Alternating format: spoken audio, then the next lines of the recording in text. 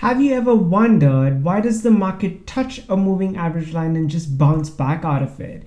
And why do people talk about simple moving averages and exponential moving averages? And what is the best time frame to use on your chart so that you can buy and sell and make the most amount of money? So today I'm going to explain to you everything you need to know about moving averages and use it into your day-to-day trading.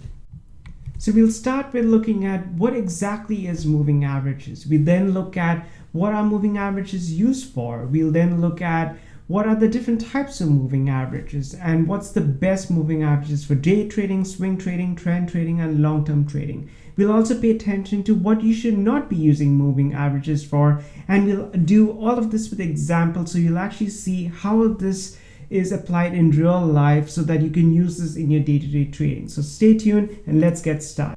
So we'll start off with the basics and build our way from there. So what exactly is a moving average? A moving average is a simple technical analysis tool that smooths out price data by creating a constantly updated average price. And in simple words, what it does is that it irons out the noise. And as the market moves, it gets so volatile, it's really hard to tell, is the market moving up, is it moving down? So what we do is that we use a moving average on top of the price charts to tell us where exactly the market is moving, where is it moving higher, is it moving lower, to make a more informed direction. Now, the average is taken over specific periods of time, so you could use any arbitrary number that you have, but let's talk more about that in the slides to come. Now that we know what exactly is moving averages, let's look at what is it used for. So the main purpose of it, as I mentioned before, is for trend direction and to filtering out noise. The second major purpose is to look at moving averages as a support and resistance line. So a lot of times the price will actually touch the moving average. It could be a 50-day moving average, it could be a 200-day moving average, and as soon as it touches that particular line, it will then bounce back. So we'll look at examples of how that really materializes. And the third major use is as a potential buy and sell signal. So a lot of users will try buying as soon as it touches that moving average line, as there is a more higher probability that the market will go up from there onwards. Next, let's look at the two different types of moving averages. So the first one is the exponential moving average and the second is the simple moving average. So let's see what the exponential moving averages is all about. Now, the exponential moving average is a type of moving average that places a greater weight and significance on the most recent data points. And all it does in simple terms is that it will change its direction, or it'll move faster so that it gives you more real-time data. As you know, moving averages are laggards, and what that means is that it will react to price changes slower than it happens. So you will always be catching up to changes in the market, and it's not real time. So exponential is just a faster way of getting that information. And simple moving averages, as similarly described, is a form of computing the average price of a security over a specific period of time. Now, what this doesn't do is that it doesn't give a higher weightage to the recent price changes, but it treats everything equally. So there are a few super traders or professional traders that swear by simple moving average timeframes, and some will be looking towards the exponential. So there is no hard and fast rule of what's the better time frame, but the main difference between the two is speed. And the EMA, as I described before, is faster and moves quicker in the direction that the market's changing in, versus the SMA will move slower. Now, something to keep in mind is that there will be times where the market may bounce off the SMA versus the EMA, or the EMA versus the SMA. So that's something to keep in mind as well. Me personally, I prefer trading with the EMA, and that's just my preference, but there is no hard and fast rule. You should prefer the EMA over the SMA. Now let's look at the best time frames that the market respects in terms of day trading. Now, there is no hard and fast rule that you should have this particular number that you should use as your moving average, and it could be exponential, it could be SMA, but this is something that the super traders or professional traders respect, and it's just a matter of prophecy. If everyone feels that the 50-day moving average is something that the market respects, and every time it touches that line, you'll see the market change direction. So that's now what the market has got to know since the hundreds of years that the market has been trading, and that's what people respect now. So the first is the 50-day moving average line, or the 50 time period line. The second would be the 20 or the 21. You could use either or. I personally like the 20, but a lot of traders would prefer 21 as well. So you could choose either or for that. And the next time period is the 9 or the 10. So this, again, you could use it the similar on longer time frames as well. So, but this is primarily used on 5-minute, 10-minute charts or an hourly chart, and you would see the market touch these moving average lines and then bounce back.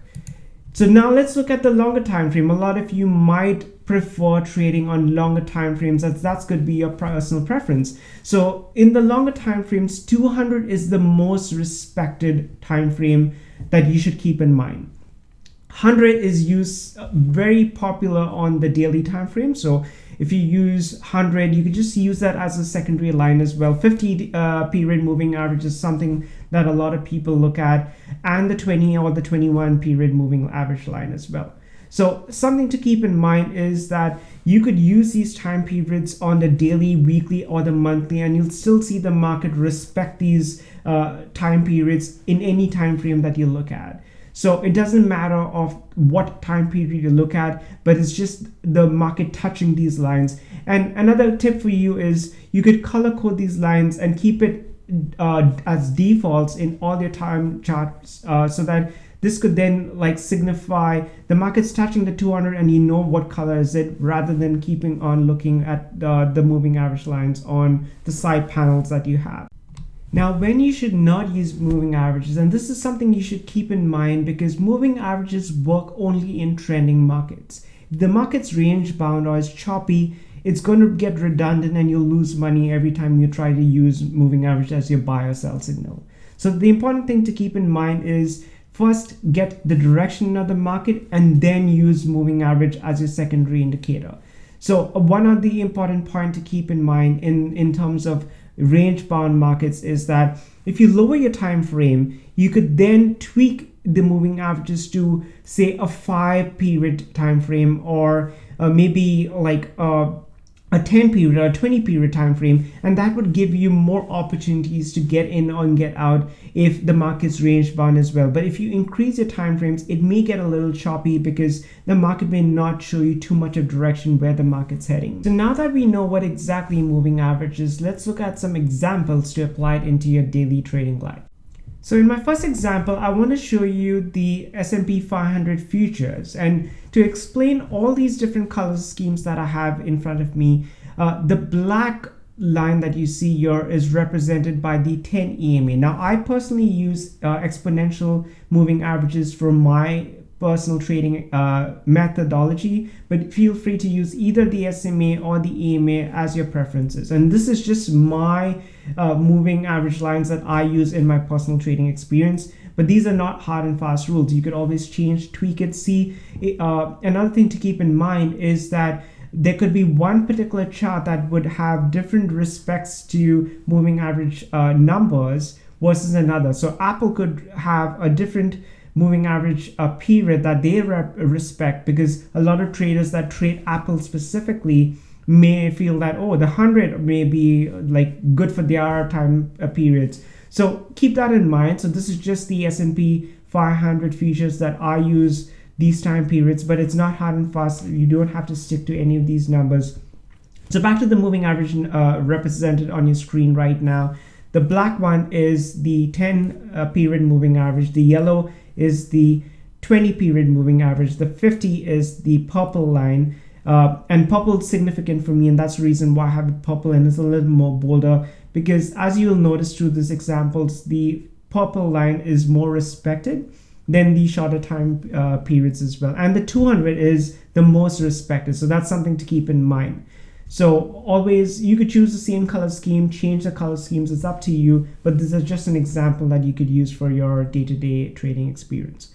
So as you can see here, the market, once it got direction and it started trending, you will notice that the market touches the 10 period moving average line and then just bounces back out of it, touches it again, and respects it. Now it touches the 20-day period line, and then again moves up, and it touches the 50-day period line and then moves back up. So all it shows you is that the market does respect it at times. Now this is again cherry picked. It doesn't represent every market condition. As you can see here, the market can turn choppy, and as you remember my caution from a few slides ago, I did mention that always trade moving averages in a trending market. So as you know, you can see there is a market trend, and that's when you will leverage the moving averages for your day-to-day trading. Now I'm just going to step up one more level. This is the daily time frame, exact same S&P 500 futures, and this is just before the March 2020 crash. So this is the March 2020 crash that you see on your right. And as you can see, the market is respecting the 20 period moving average line a lot. It then touches the 50-day moving average line, then bounces back up, and then this was the big collapse there. So a lot of the times you could use the moving average line as a stop loss feature as well. So if this was me and I was trading this market, I would first look for trend, and that's where I would know that, okay, the market's trending higher. It breaks out from the previous high, so that means the market is trending in an upward direction. And once I know that, I could then take a buy position and keep trending the market. Use either the 10 period moving average or the 20 period. That depends on your risk tolerance. You could use either of these, or you could also use the 50-day moving average line as a stop loss feature for you. And it all depends on like where exactly you've taken your position, what's your risk, what's your reward, and that could be a lot of gain. So if I was to decide to buy somewhere around here, I could have then used the 50-day moving average line or the 20-day moving average line as my sell point, and I could have gained a lot of positive direction and a lot of good capital gains by this particular strategy. So do stay tuned. I will post a good strategy and how you could use the moving average lines to buy and sell, what's the golden crossover, and how you could leverage all these different types of moving average for your trading experience. And now we'll look at the weekly time frame, and this is the time frame where the moving averages are respected the most. And the reason why is that all the long-term traders, all the investors, especially the ones that are looking at long-term gains over a few weeks, months, they prefer looking at the moving average lines on the weekly time frame to decide, is this a good time to buy, is this a good time to sell, is this a good time to hold. So as you can see here, as soon as it touched the 50-day moving average, the market will try to bounce back again, and it rarely ever touches the 50-day moving average line. So a lot of traders would then leverage the 50-day moving average line as a good potential buy point, because the market tends to rally every time it touches the 50-day moving average line. And it also gives you a lot of good risk reward to the risk you have, because you could just place a stop loss just below the 50-day moving average line and get a lot of gains that way. Again, it's important to keep in mind that only do this in a trending market, not when it's choppy. So for example, don't ever do it when you do not know the direction of the market. But as soon as it shows you more direction, as soon as it shows you that it's trending, moving upwards, it crosses the 50-day moving average line and is heading higher, that's a good buy signal. Like, we'll do another tutorial on how exactly to buy and sell with moving averages. But for the basics right now, do keep in mind that using the moving averages, you could use this at different thresholds. Like it breaks the first, and that could be a potential sell signal, or it could be a potential buy signal depending on your strategy in trading as well. So those were a couple examples that I had for you on moving averages lines. Now do let me know if you'd like to know more about how you could trade particular strategies with moving averages lines, and I'll be glad to do another video for you. But before we end, let's recap what we learned today. We learned what are moving averages. We also learned where exactly you use moving averages, especially in the trending markets. We also looked at the types of moving averages, the exponential and the simple moving averages. We also looked at the best time periods for day trading. We also looked at the best moving average time periods for swing long-term trend trading as well. And then we looked at what exactly not to do. Not to trade in range-bound markets was a clear example that I shared with you as well. And we also looked at a few examples. So do feel free to tweak the numbers that I gave you try it on different chart patterns. Let me know in the comments what your thoughts are on these time frames. Does it work for you, or do you need do you have your special time frame that you use in your day-to-day trading? So do let me know, and I'll be happy to help you out and produce more videos with similar content that you would like. So do like the video if you got anything out of this, and do subscribe to my channel to know more about similar videos on the basics of trading.